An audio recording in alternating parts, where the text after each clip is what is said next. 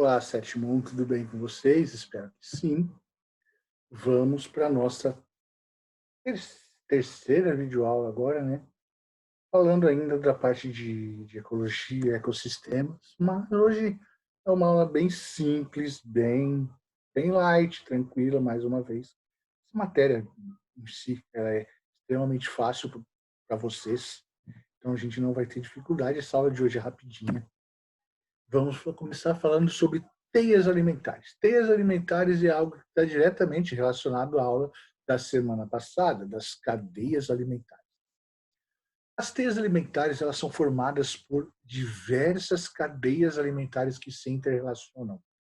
Ah, como assim, professor? Assim, a gente tem uma cadeia alimentar, onde você tem um produtor, um herbívoro que come aquele produtor, aí tem um carnívoro que come aquele herbívoro, outro que come outro. Isso é uma cadeia alimentar, certo?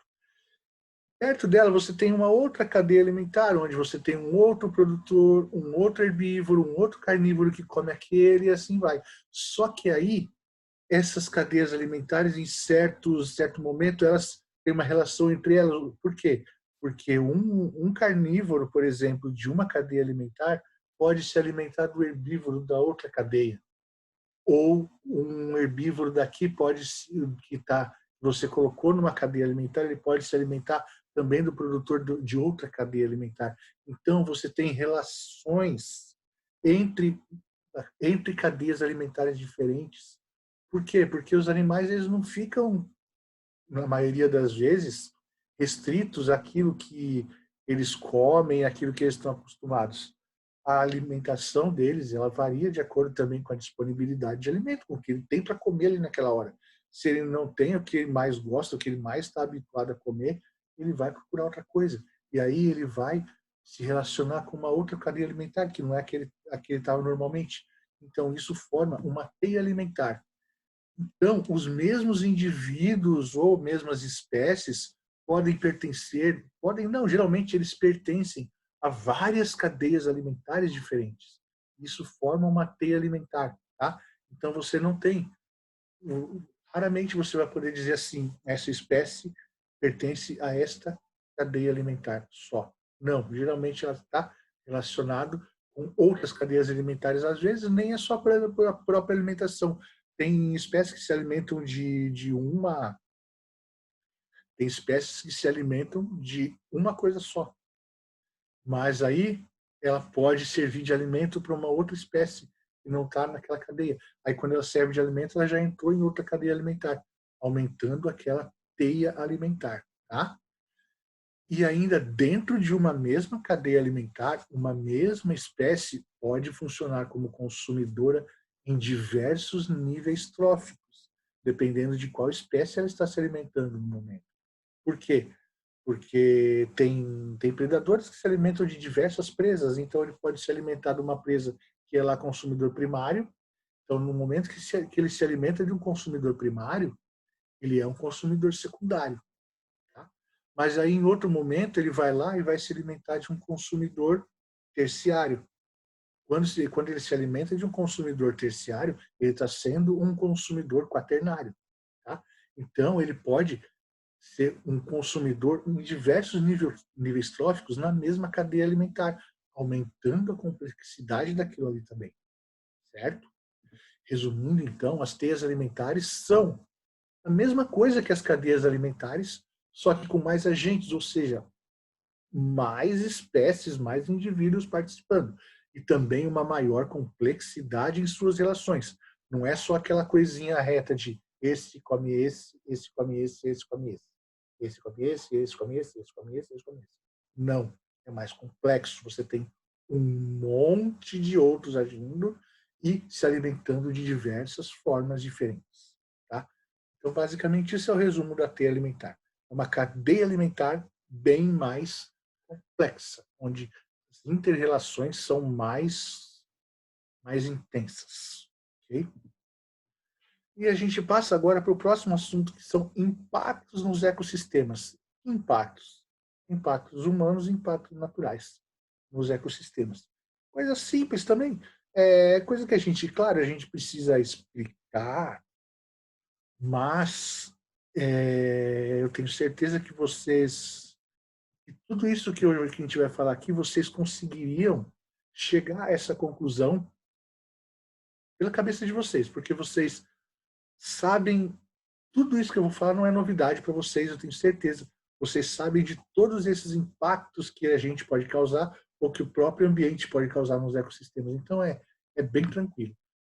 A gente começa dizendo, falando sobre equilíbrio de ecossistema. Um ecossistema, para ser considerado ideal, deve estar em equilíbrio, quer dizer, as interações entre seus fatores abióticos e abióticos, eles devem ocorrer sem modificar fortemente as características do ecossistema. Por que eu digo sem modificar fortemente? Porque as características do ecossistema, elas se modificam com o tempo. Sim. Então, o equilíbrio é essas alterações acontecerem, o ecossistema ir se modificando, mas nada que seja muito radical, que modifique demais, porque isso é um impacto grande. Como eu estou dizendo, o equilíbrio ele é dinâmico, significa que o ecossistema está constantemente sendo alterado. Mas essas alterações não causam grandes impactos negativos aos seus componentes. Por quê? Porque como essas alterações vão acontecendo aos poucos, todos os fatores, todos os seres vivos que estão ali naquele ecossistema, eles vão se adaptando, eles vão tendo tempo de se adaptar. Por quê? As modificações vão sendo devagar, demoram milhares, milhões de anos assim para ter uma alteração grande. Então, conforme a alteração vai acontecendo, quem está ali no ecossistema vai se adaptando e mantendo aquele equilíbrio dinâmico. O problema é quando acontecem alterações que causam grandes mudanças no hábitat.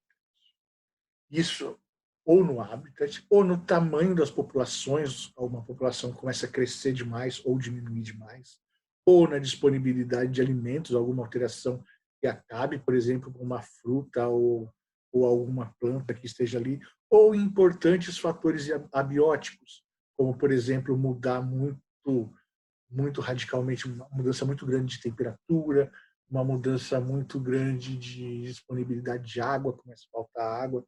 Isso aí é problema, tá? Quando acontecem mudanças que impactam demais o ecossistema, tá?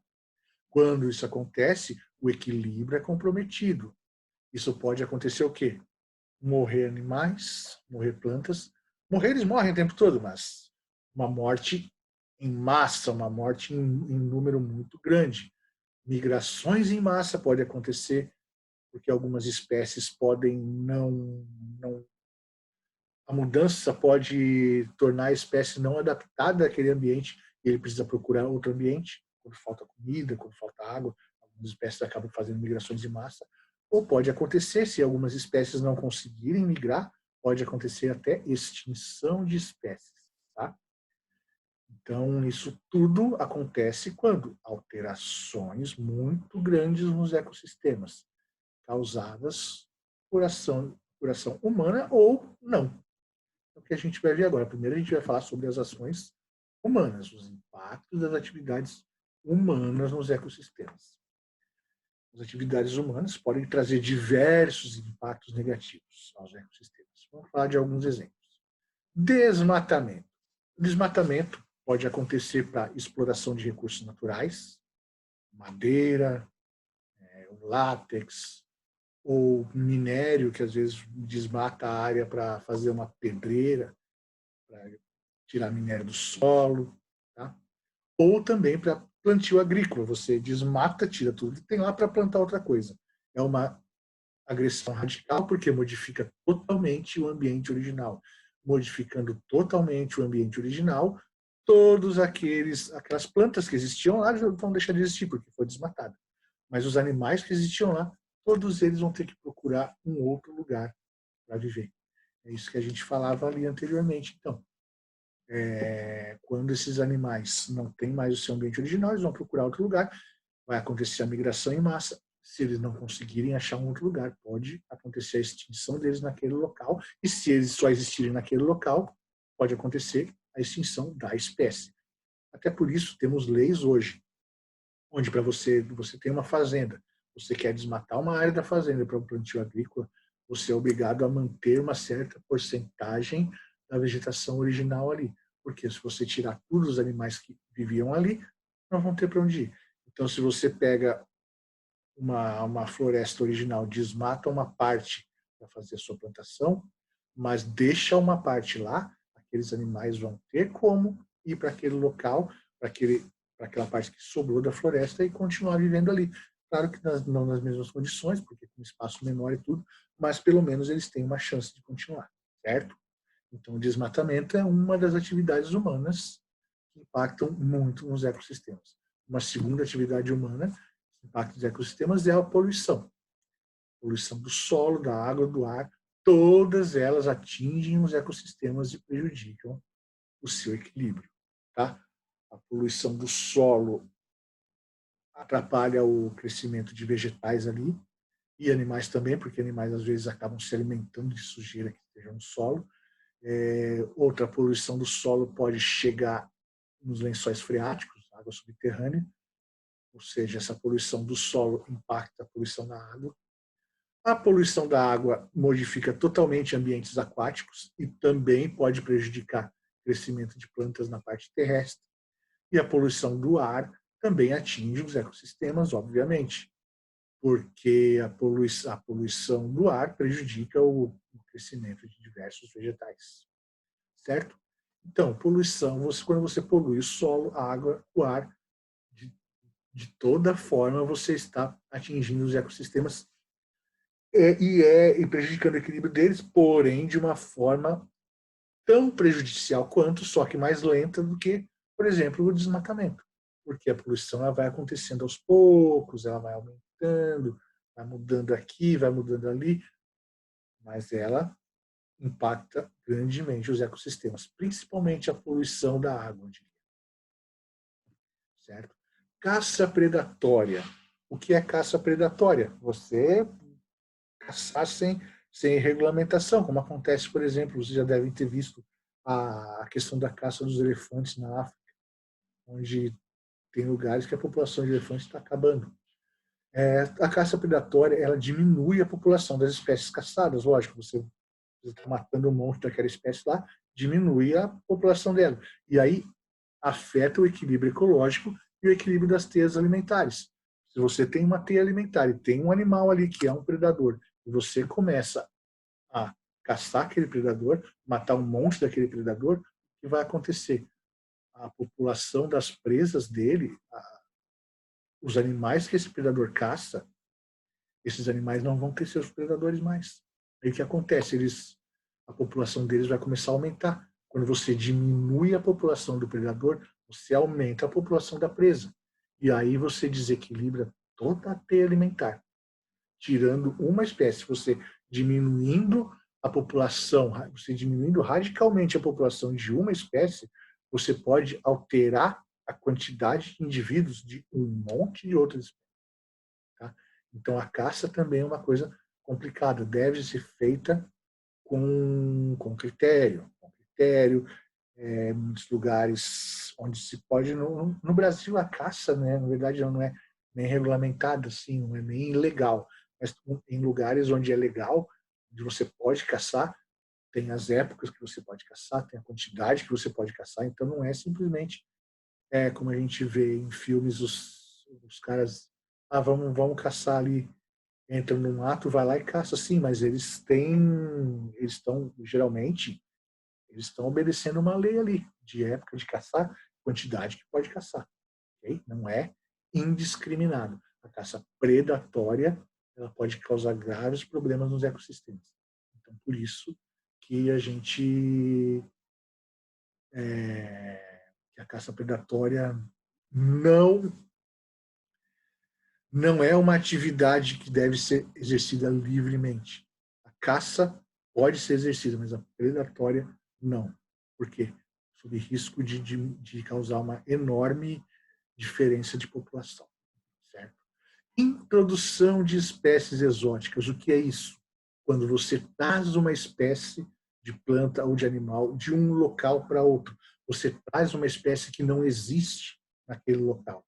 Ela pode causar desequilíbrio se ela conseguir uma rápida adaptação. Por quê? Vamos supor que você traz uma espécie que não existe e bota não existe no ecossistema e bota lá dentro. Pode acontecer duas coisas. Uma coisa pode acontecer, essa espécie não se adaptar, não conseguir reproduzir, vai morrer, não vai acontecer nada ali. Tá? Agora, se essa espécie se adaptar muito bem naquele ambiente e começar a se reproduzir demais, ela vai causar impacto nas outras, ela vai concorrer com as outras por alimento, ela vai concorrer com as outras por água, por abrigo, muitas vezes, tá?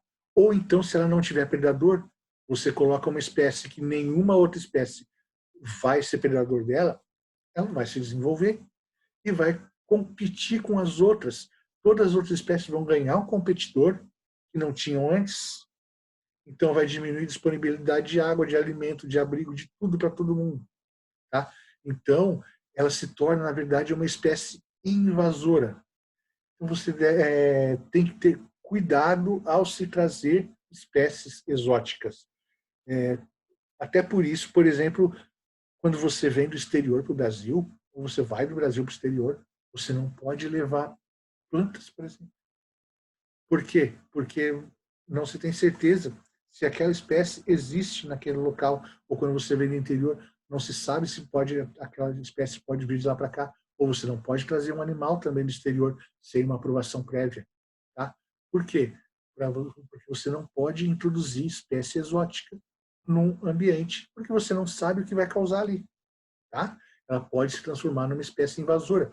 Uma espécie que você coloque a mais no ambiente, ela pode prejudicar todos os outros animais ou todas as outras plantas que existem naquele ambiente ali. Isso é bem perigoso para o ecossistema, correto?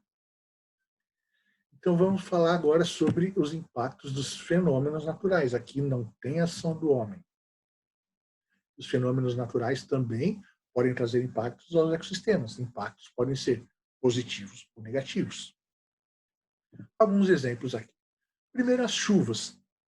As chuvas afetam diretamente a disponibilidade de água.